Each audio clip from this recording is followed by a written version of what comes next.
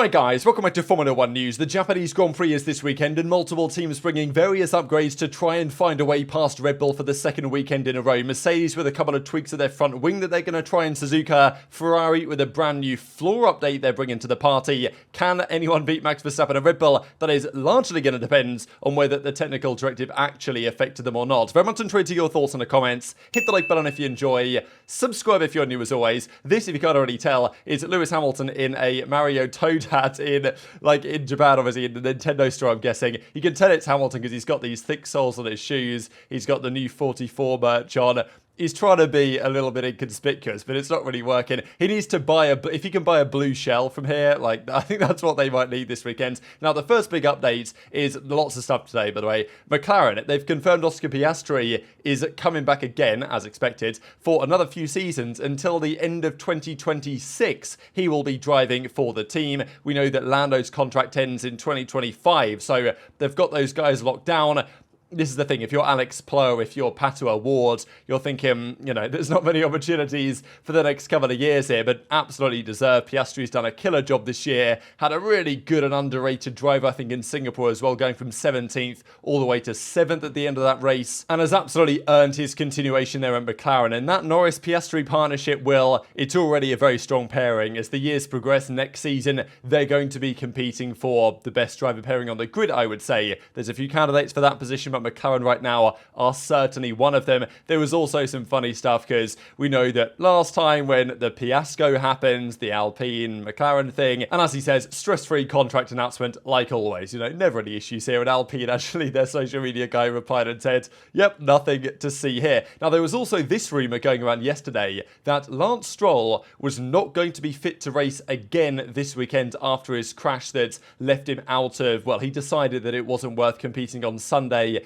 in Singapore, and I understand that. Now, there was some rumours emerging yesterday that maybe he had some sort of concussion, or he just was lacking confidence and wasn't really feeling like driving in Suzuka, despite having a really good start last year. You guys might remember he had that monster start in the Aston Martin when he went down the inside of loads of cars in the wet race start we had in Suzuka last year. But the rumours were saying that maybe Stroll won't race, and therefore people thought, well, damn, who they're going to get instead? Drugovich, or could it be Sebastian Vettel? He raced there last year, loves it around Suzuka, and Vettel is actually in attendance this weekend because he's putting up these B hotels or whatever they're called on the inside of Turn 2, and you can see him here. So yeah, he's there. People were putting the pieces together. Turns out that's not the case. Stroll says, thanks for the kind messages, ready to race this weekend. So yeah, didn't seem like that rumour had much backing, and Stroll will be back in the car. Now, speaking of Drugovich, there have been apparently talks for weeks with Williams about Drugovich trying to go over there instead of Sargent.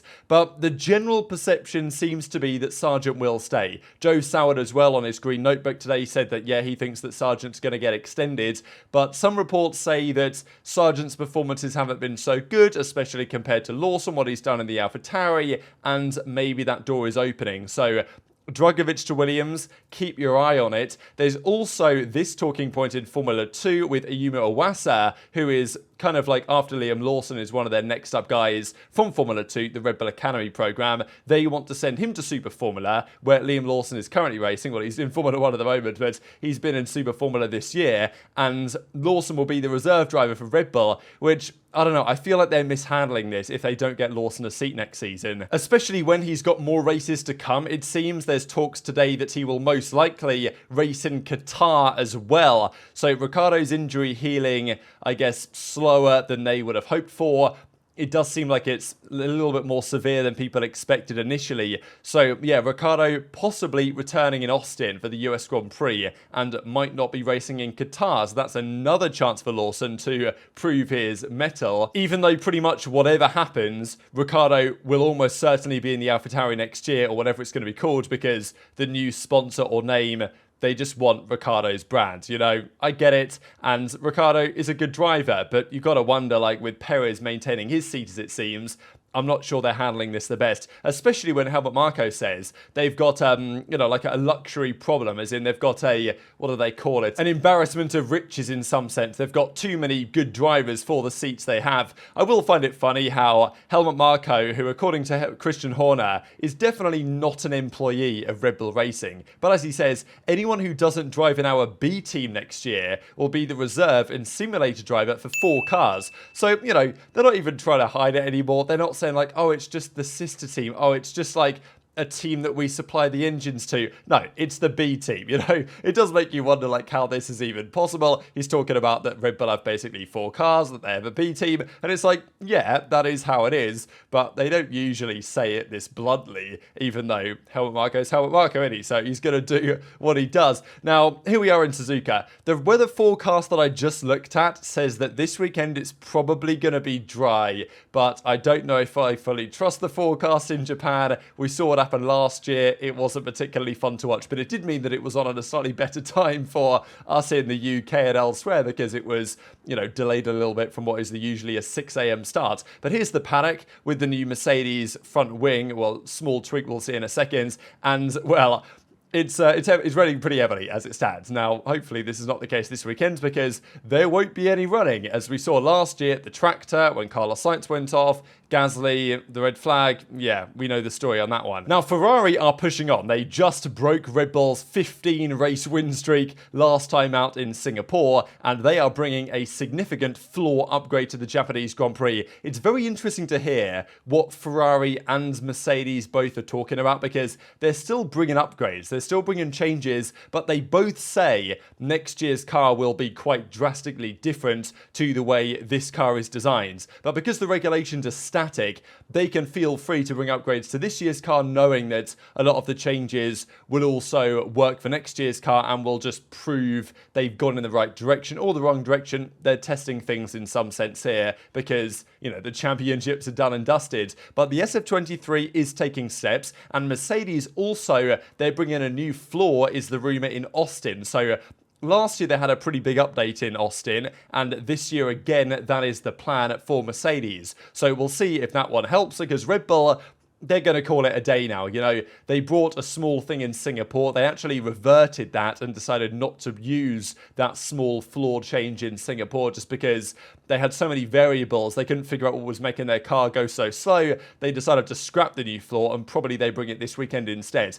I think that's the last thing Red Bull are going to do for the season. Other teams are going to bring more, basically because Red Bull, they do have this slight limitation on testing time, and they're so far ahead anyway, they're just going to put 100% focus into next year's RB20. Other teams are still doing a little bit on this year's car, but all of the development work now behind the scenes is all on next year's cars. It's just things that were designed maybe a month or two ago are now starting to be produced and roll out to the new ones. So, and Mercedes even say themselves, they will make this car very fast. They're really confident that this car will be really fast at the end of the season, but it's still not got all the characteristics they would like, and therefore they are going to basically throw it away. Now, surely they know that the things they're changing on this car, because the regulations are basically the same, will be useful for next year's car in terms of understanding, but as Wolf says, we'll throw this one in the bin when it's really fast and then embark on a brand new journey. As he says, I think we have encouraging signs from the tunnel of a balanced car that's going to be more together. So, say next year's car is going to be way better, and we have answers to our questions. So we are really looking at the results with an encouraging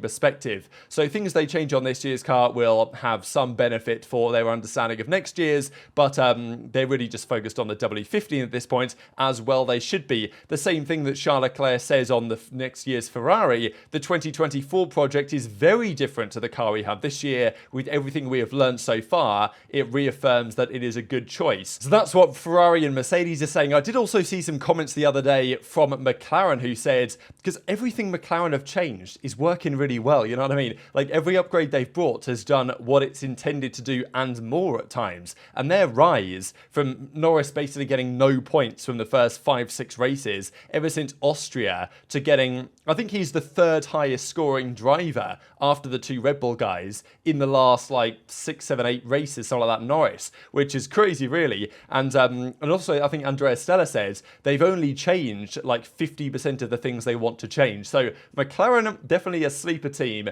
to look for what their car's going to be next season, but the big boys, Mercedes and Ferrari, believe they're going in the right direction. Now, some of that may well be confirmed by a few changes the teams are making, as we saw Ferrari have got this new floor. Mercedes have tweaked a little bit to the fourth flap on their front wing. It seems like the same front wing basically, but they're going to test some different kind of configurations of this with the intention, as is described here, to maintain the efficiency but try to reduce drag. So it seems like to me a pretty circuit-specific modification, but they're going to try this with the reduced profile version of this front wing flap just to see if that gives them some advantage around Suzuka this weekend. So I don't think there's anything crazy Mercedes are bringing until they arrive into Austin in a couple of weeks' time. But it also must be said that Toto Wolff is not going to be there this weekend because he's having knee surgery, I believe. So he will be missing the Japanese Grand Prix. But the last time he missed a race was Brazil 2022 when Mercedes went on to win. So they'll be confident that they can do that again.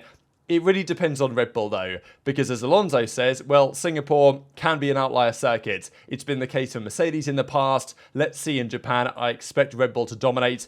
They've won the last 15 races in a row. Before this weekend, they'd won the last 24 of 25 races. They'd won 96% of races before this weekend. So, you know, the money is on Red Bull winning again, but it will be interesting to see what happens with this technical directive because Christian Horner said it's made no impact. They didn't have to change any parts of their car. Now, whether you believe Horner or not, that might well be true. The interesting part to me is just because he said they're not changing any parts on the car because of the new TD, doesn't mean they don't necessarily have to change the ride height of the car. And this is the point that there's skid blocks that can only get worn down by a certain amount on the legality plank, the wooden thing on the floor of the car. But if you're able to flex the floor in certain tricky ways, part of that floor can effectively wear more than is designed by the regulations. The new TD clamps down on the flexi wings, but that was seemingly a lesser of importance deal than on the flexi floor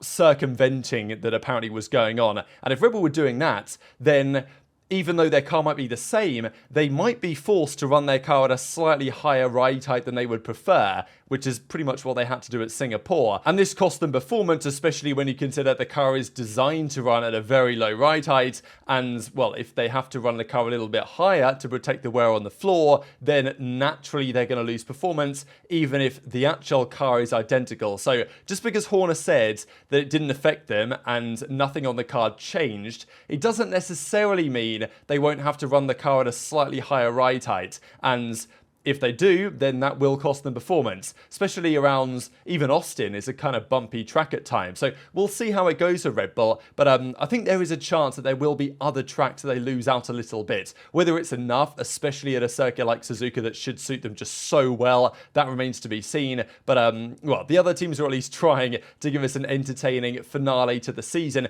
Just one final thing, Alex Albon rumoured, we saw this the other day, that one driver who was doing really well was rumoured to be competing in the 24 Hours of Daytona. That is meant to be Alex Albon now, and I think he'll be driving a pretty solid machine around there. So, well, we'll see if that source indeed tends to be immaculate.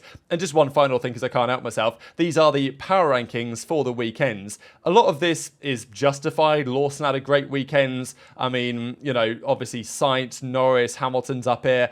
I do find it funny how just incredibly car biased these always are. Every weekend so far this season, Max is getting a 9, 9.5 and a 10. And I'm not saying that he doesn't deserve those ratings because he had some great drives on some great weekends. But some of those winning drives, he just drove pretty well with the car that he had, and Perez had a bad weekend. So all of a sudden, Verstappen is now not even on here. Russell crashed out on the last lap and still gets a 7.2. Verstappen's not even in the top 10. Now, and Verstappen had a pretty good weekend, to be honest. Like, the car wasn't good, but did he maximize the car in qualifying? Maybe he didn't, but you know, he must have been pretty close to it. They went out in Q2, but still, I mean, he was ahead of his teammates. And then in the race, Verstappen went from P11 to P5. Like, I'm not defending Verstappen. He doesn't need to be defended. He's going to be the world champion again. But I just think it's funny how he had actually a pretty damn good race on the Sunday, all things considered, but it's just because, well, he's in a Red Bull and he started bad that, I don't know, I think the whole thing is kind of stupid to be fair, but whatever. Nice to see guys like Lawson who had a good weekend get respected for their drive. But very much enjoyed your thoughts in the comments. Hit the like button if you enjoyed,